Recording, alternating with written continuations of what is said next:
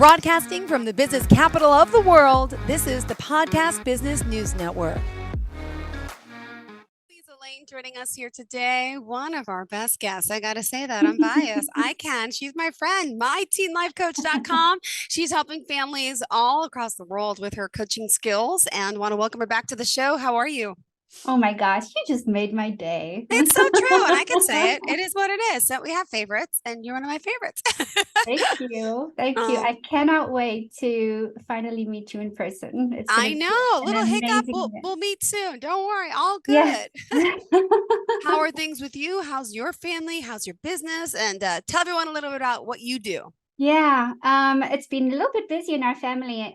Listeners may not know, but my mom immigrated to the US to stay with us. And over the years, she has really helped me be a good parent to the three young ones. And she's actually going to Norway. She leaves tomorrow morning. Oh, so wow. we've been packing like crazy. So she's going to be in Norway for 2 hours to be the caregiver for my niece, who will be going back to an international school. So I think she's 15 years old.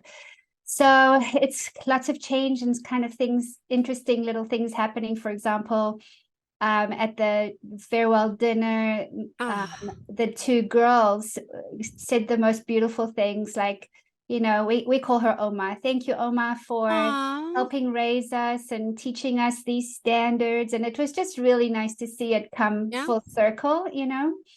But hopefully it's just the 2 years. And then, you know, if I have to go over there and drag her back, I will. Aww. Did you get your hair highlighted? A little bit. Oh, pretty. I could see it. Kind of a little bit. Well, I did not blow dry my hair today. And so it goes like fuzzy. Frizzy. Mine too. Yeah. Same thing. I don't care anymore. I just like, I like the natural for this. And then the summer comes, I have naturally wavy hair, right? So it's annoying, but I'm kind of like embracing it. I'm like, I don't want to put the heat on it. What's the big deal? Exactly. Let's do wavy. Why not? Exactly. So yeah, I've always wanted to try to go back to my roots, which is like a dark blonde, but my hairdresser loves those little streaks. So I just let her have her way. Yeah. And yeah, for work has been, parents have been keeping me busy.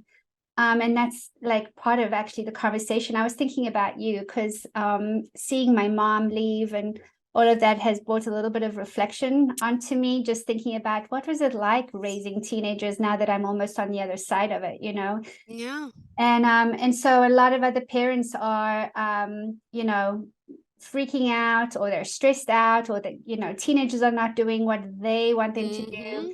And so I've been doing a lot of coaching with parents on just, you know, it's hard to be the parent of a teen, and it's hard to do it like a pro, because we're just all human.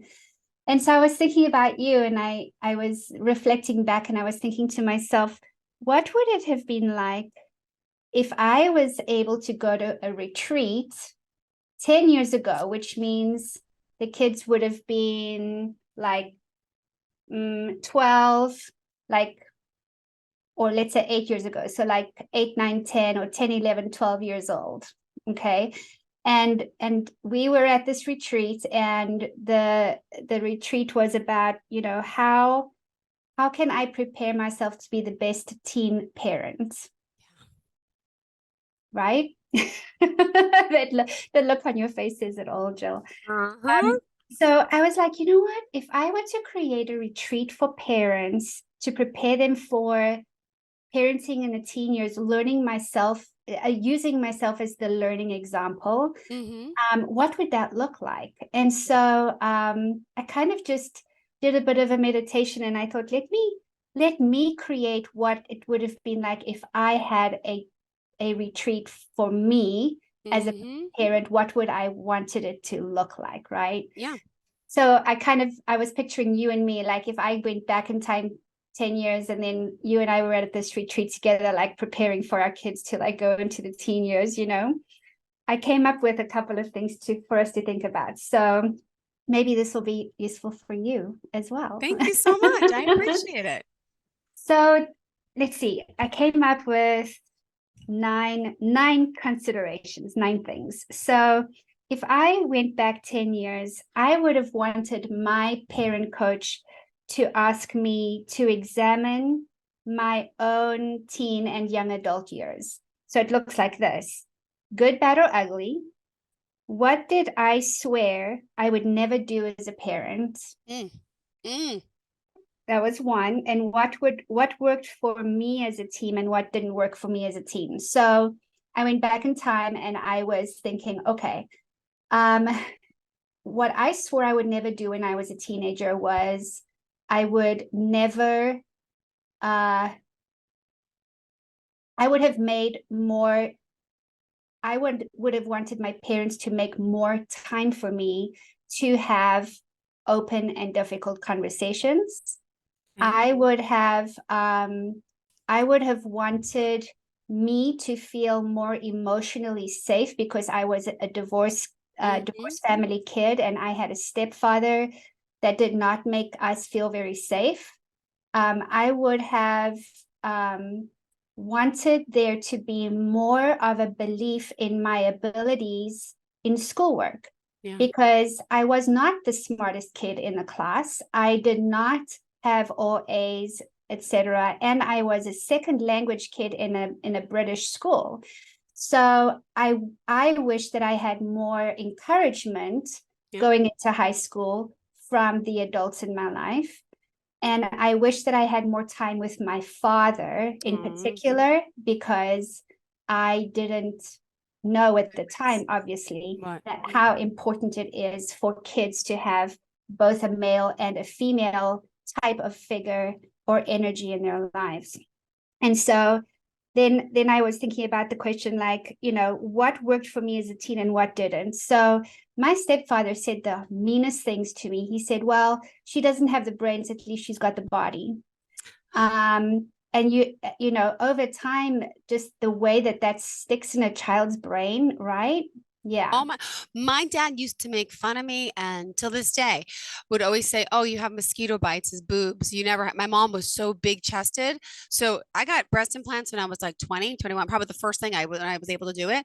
But that Right. really impacted me. And now my niece is living with him and she's 13. She's starting to develop breasts and he's making fun of her. And I said, Jen, to my sister, I'm like, you can't allow him to do that. It's going to psychologically scar her. I said, because my dad should not be commenting on the size of my breasts and making me feel inadequate because my boobs were never big enough, like my mom's, Yep. but Exactly. it's there. It I is could, totally there, right? And so it was, and also things like, you're just like your mother or you're just like your father, that those kinds of things. So like I actually took time and I sat down and I wrote those things out mhm. because if I were in a retreat, I would want to sit down and write those things out and actually have a conversation about it in that retreat setting, right?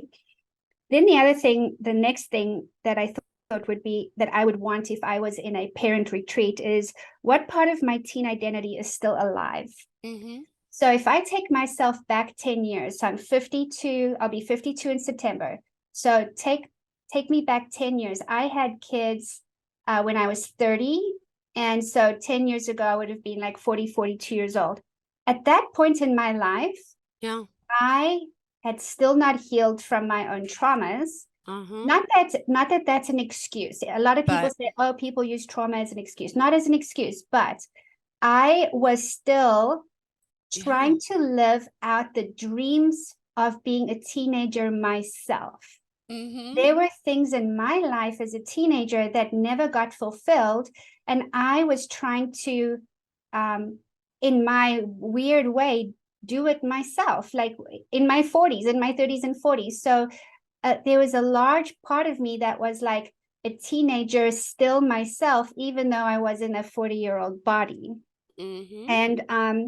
And so like, how did it serve me? It didn't serve me well because it's like, you know, the kids are watching how you are stepping up as a role model. And oh Yeah. my gosh, in those days, I was not the best role model. I was working really late. I would be out at parties. I would come home tipsy.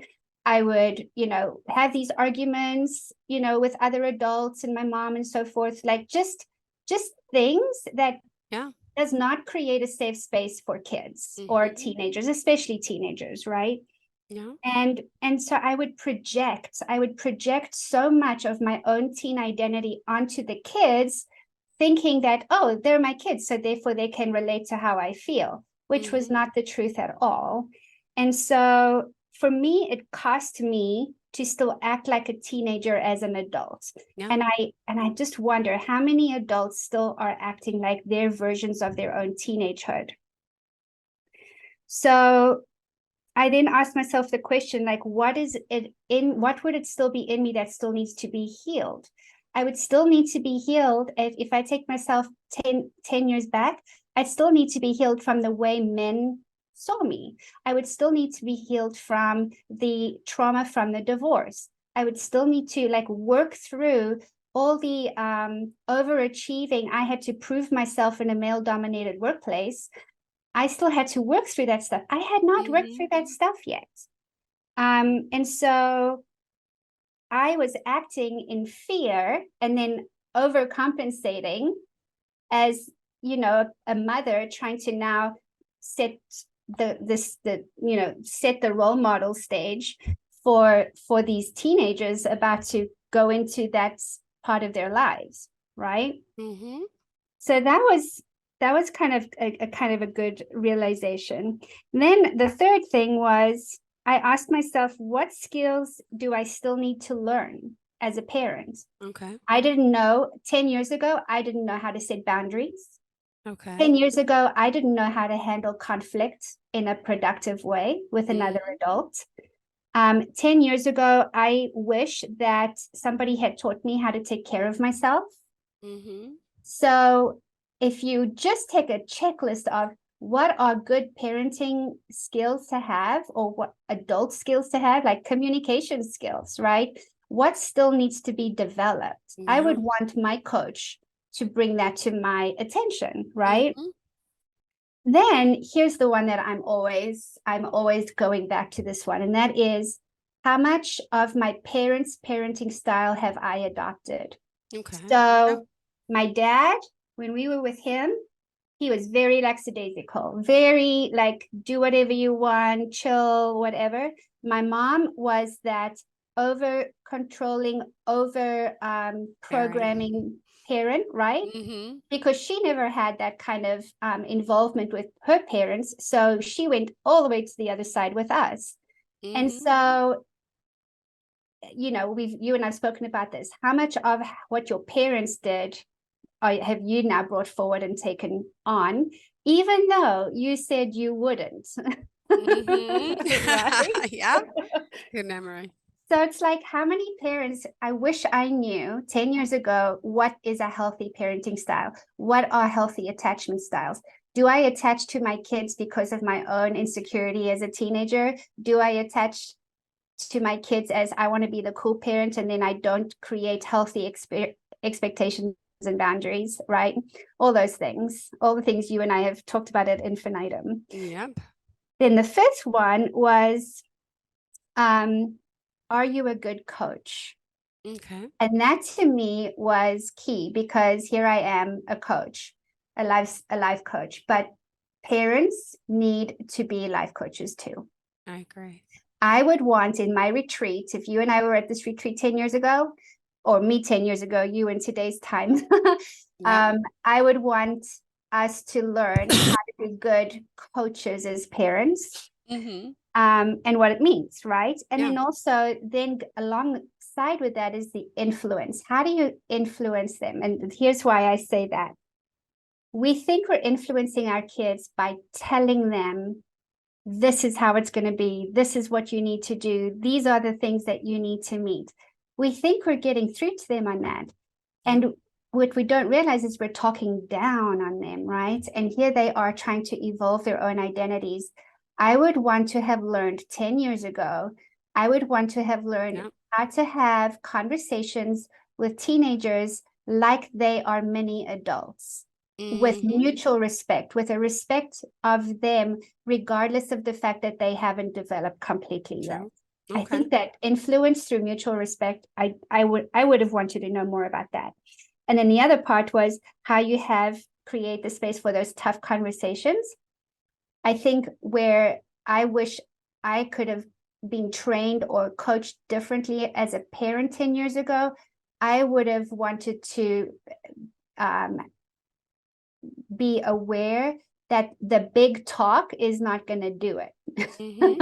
We're going to have the big talk. We're going to have this very serious conversation, when in fact it should have been a normal part of living in these normal, small little talks. True. On a consistent, regular basis, so that it doesn't become this like foreign, now it's like boom, all on you, right? Because what do? They just shut down. I know I did as a kid. So I would not want my kids to shut down. So I wish I would have wanted 10 years ago to be like, yeah, how do I bite-sized chunk plan and do it in a way that they can receive it, right? No. And so bottom line is, when you are preparing to enter the teenage phase of your children from 12 years old onwards, number one is they have to have physical safety and emotional safety. Absolutely number one, because I had neither of those. I didn't have physical safety. I didn't have emotional safety. There has to be a place where they are absolutely seen and heard, like for real seen and heard, not just listened to, not just like, criticized, but actually acknowledged, seen and heard. And so then I was like, okay, here, if I could create a list of the worst triggers, the worst things parents can say to teenagers, it's like, oh, I see how you feel, but how about I see how you feel and, wow, right? You're so lazy. Why can't you be like, instead of, you need to tidy up your room before you can go out. True. How about stop worrying what others think? How can you tell a teenager that? Of course they're going to worry what others think. True. Yeah. But what you can do is talk about like, what opinions matter to you and what opinions don't, right? Oh, this one here. With these grades, you'll never make it to college. Right? Yep. This is all like the body image stuff you and I were talking earlier on. So like, oh, now I'm stupid. Now I'm not going to make it to college. Of course they're going to make that assumption, because that's what you're telling them. Instead of saying, what are the grades we need to work with? What kind of support do you need to do that? And that's like that whole, like, talk to them like a mini adult thing, right? Oh, here's one you and I will love. Are you really going to eat that? Really? Like, yeah. Right? Instead of, let's talk about healthy, what's not. And here's the other one. I don't know if you had this one a lot. Because I said so. Wow. Instead of, what's your plan? Yeah. And, when I was your age, they don't give a damn what you were thinking and feeling when you were their age, right? So I was like, I'm going to create a list of these things, and I'm going to create a link for it that everyone can see on the website, so that they can like look at, my suggestions on what is a better way to go about doing these things. And Jill, I can't tell you enough how many parents I have to talk to where the teenagers are already adopting the way the parent is thinking, because parents go into teen parenting with not preparing for it, right? True. So I just want parents to learn from my mistakes. I just want parents to like be more enlightened. I have one parent, God bless this mom, but she is so over controlling over her teen kids that I have had to help. I was going to say, how does that go? Because she's hiring you, but at the same time, you got to be honest. That's right. The fine line, I've had to help her implement, like, these are the times of the day you cannot interact with the kids. You have to leave them alone. because Mm-hmm. she's up in their business all the time. And, teenagers need solitude. Yeah. They're in their rooms for a reason. They're hanging out by themselves because they're trying to figure out, who am I? How do I work through these complex thoughts that I have on my own? I have to figure it out. They want to figure it out on Yeah. their own. But this mama, she reads the Snapchats, the text messages. Mm-hmm. She wants to know everything I talk about with this teen. She is absolutely over the top controlling. And now you get to see this teenager is starting to adopt controlling behavior over her siblings, over her friends, which is not going well because friends don't want to be with a controlling person. Yeah.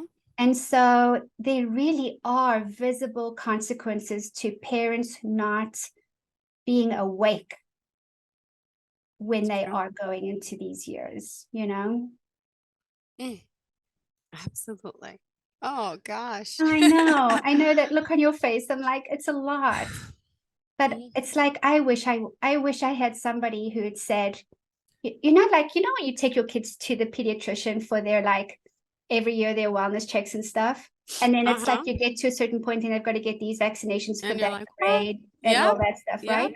Wouldn't it be cool if it's now like, okay, now it's time for your parenting workshop or or like, like we have a special going, at the doctor's office for parents to go to this little retreat or whatever, right? It would have been so good if, I'd had that. I would have taken it up completely. Yeah. But I guess the question is, do parents think that they know best even when they don't? I just wonder about that too. God, me too. I mean, would you be open? Like if that was an offer for you, would you do it? Mm, You yeah, would? I Yeah. think so. You Yeah. think? What are you holding back on? I don't know. As a parent, I'm just thinking back at my father, back to my drama, and I'm very open and honest with my kids. I think you know that. Yeah. Knowing me, and I like tell it like it is, doesn't mean it's the right way. But Mhm. like the other day, I'm digressing, but the other day I was talking to Austin. He's my older one who's 8, who's kind of like defiant with me, and lately it's been this issue. Um, anyway, when he goes to his friend's house, he's good. He listens. The teachers, he's never had a problem. Then the teacher, I got a call from the principal. Did I tell you this? Uh-uh. Last week, I got a call from the principal, and he said he was in a fight today in school, but it really wasn't his fault. Someone attacked him and his friend because they hit a ball. I'm like, okay, fine, not a big deal. Then the teacher reaches out to me and says, Austin hasn't done his packet since February 6th. I'm like, what? I thought she said homework. So I'm like, I did the homework with him every night. I said, and it's a big issue. It's always a fight with us. And what was I even saying? Oh, so back to, so she said, Yeah. oh, well, he's not listening in class. He's walking around. He hasn't finished his packet since February 6th. It was due this week. I think him like a week to do it. Right. And I'm like, I didn't even know what she was talking about. But of course, I come home and I talk to him, and he did the packet, and he really, one page, I guess for the past week, he was supposed to do everything. He wasn't doing work in class. And she didn't tell me Oh, until like a week later. right. Where am I going with the story? I forgot about discipline, about kids. So Yeah. he is just, yeah. So now I feel like this is like the first sign. I've always thought like he doesn't listen to me. Like it's bound to be this way. He goes to his friends. He's fine. Everyone says he's wonderful. The teacher says he's fine. But with me, he's defiant. But is it possible now he's like going to be defiant from now on and not listen to his world? Yeah. So I'm scared. But Right. what was the point of my conversation? Right. No, My, because we were talking about like your father, like oh, all the drama with well, you as a kid. well, now the other thing is he doesn't have a father. So it's Right. I'm mom and dad in a sense, right? Yes. He has my other son's father who's like a father to him, but he's not. And it's just us all the time. So it's hard having that responsibility. And I try Uh-huh. to, the stuff I say to him, and he's like, you're mean. And with discipline, everything becomes you're mean. And I'm like, well, I'm gonna tell you what I feel, but am I going to regret this later? Like, what am I supposed to do? You're supposed to be honest with Mhm. your kids, but I'm walking on eggshells. What is he going to remember? Like, he's telling me now he's 8, right? So they say by the time Yeah. you're 7, everything's instilled in your head, your brain. And Yeah. he's telling me lately, you're mean. You yell at me. You're mean. So I'm like, oh my gosh, how am I ever going to fix this? I'm already the mom and dad that's mean. And what am I saying? But I feel like I'm not. He just doesn't listen. The Right. 6-year-old Right. puts the dishes in the sink, and then the whole compare. You're not Yeah. supposed to compare. But I'm like, not lunch, you supposed to put your Yeah. stuff away. Like, he doesn't. I forgot the biggest excuse. I catch him on the couch eating potato chips. Oh, I forgot. You forgot. It's like I want to kick him because he didn't forget. But the other one listens and would never eat on the couch. So I do that comparison thing, which is horrible too. And Oh, maybe yeah. maybe he's picking up on that. You're nicer to Jack than me. And I'm like, because he listens. Am I allowed to say that? Hmm. I mean, so you're in the interesting phase of if it was like he was now a teenager, I would say, yeah, no, stop saying that. However, you're still in that police phase. Like, you're the nurturer up to a certain point, like 5 years old. Now you're in that, like, Yes. like holding them accountable to boundaries and stuff like that. Yeah. But and his brain's not quite there yet. But like let's say he was 12 years old and you were doing that Exactly. comparison. I would then say probably just keep him focused on his tasks and not compare him to his brother, because Yeah. then it's going to create animosity between him Yeah, and his I brother. got that already. You're always nicer to him. And I'm like, Yeah. I'm like, the truth is, and I'm like, well, I am. I said, because he listens. I'm like, what am I supposed to Mhm. lie? How do I handle that question? Because I'm like, I am nicer to him. I don't have to yell at him as much. That makes me Right. nicer to him, but I don't mean it that way, but it comes out that way. So I don't know what to Right. I do. know. And it's really about not focusing on the person, not focusing on him as a person, but his task, his actions. Yeah, And then if exactly. he wants to make the comparison, then you It's, can say, I'm talking about your tasks. I'm not talking about you. mm-hmm. Right. Mm. It's hard. And then he's going to be scarred for life because I'm like this meanie yelling person. Like, I'm scarred for life. My dad made fun of my boobs. Like, there's, Yeah. Yeah. like, we Well, all have issues, right? Like, what would your kids say that they're scarred from? Is there anything that's scarred from you? Because they would have been you're they not would a have been perfect parent. scarred. No one's part, but they would be No, scarred from you. they'd be scarred from certain things, like, for example, getting home late every night and being too tired to help them do what they needed to do when I promised them Yeah. earlier in the day. You always promise. Uh-huh. Well, I'm sorry, I'm late. I have to work. It was like I used my circumstances as an Uh-huh. excuse to not be an awake parent in that period of time.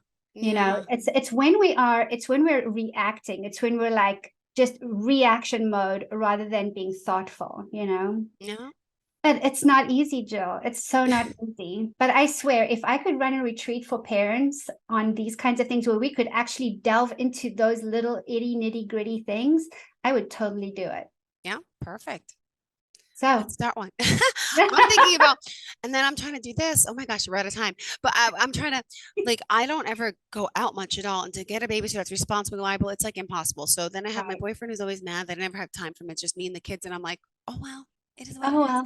But I do want to go out sometimes. So point of that being was, he's like, well, let's open up a night care. A There's night there's care. daycare, but how come there's no place like, next to the local supermarket, like in the shopping center, there's a Yeah. bunch of stores here about that. Why can't I open up a night care? I said, then I'll be working. but no, then I hire people who are responsible, credentials, who can watch your kids. Yes. I think that might be a good thing. That sounds like a really good gig. When I Right? had the studio, we had like date nights where the kids would come over to the studio and we would show have a party, and then the parents would go out on dates. Yeah. But it was like once a month we used to do that. It was popular. I Yeah. think people need to do more of that. I'm thinking about it. All right, my next Yeah. career. All right, Liezel Lane, how do we reach you? Sorry to digress, as always. Oh, you're fine. So myteenlifecoach.com. Our phone number is 770-235-8202. If you're Mhm. a parent and you need help, you can always contact us. We have free exploratory calls to kind of see what it is that you need help with. Great. Thank you so much. Always great to see you. Can't See wait you to see soon, you in Jill. person. Good luck with mom. And what I Thanks. said hi. Thank you. Bye. Hon. Are you looking for even more of the podcasts and hosts that you love? The Podcast Business News Network is proud to announce that you now have even more ways to listen live. Check out the MyTuner Radio, online radio box, and Simple Radio apps on iOS and Android, or find us online. Search for Business News Network on mytuner-radio.com, or search Podcast Business News Network on streama.com and onlineradiobox.com/US. Take your podcast on the go and don't miss a minute of the action.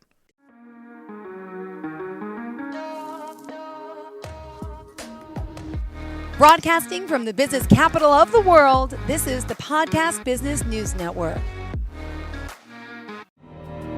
For nearly 2,000 severely injured veterans, everyday life has become filled with barriers. Day-to-day simple tasks can become pretty daunting. I have to carry my chair up 2 flights of steps or have somebody do it for me. What scares me the most is just the falling. When I'm struggling with my house, I think, to have that one great barrier just knocked down, it's crucial. Home for Our Troops is a wonderful nonprofit that builds a mortgage-free, fully adaptive, handicap-accessible house. And there's no catch. It'll be our very first home that we've ever owned. This is a game changer. This is where your life begins again. We need you to join us in completing this important mission. Please visit hfotusa.org and help build homes and rebuild lives. Because of you, everything's going to be okay.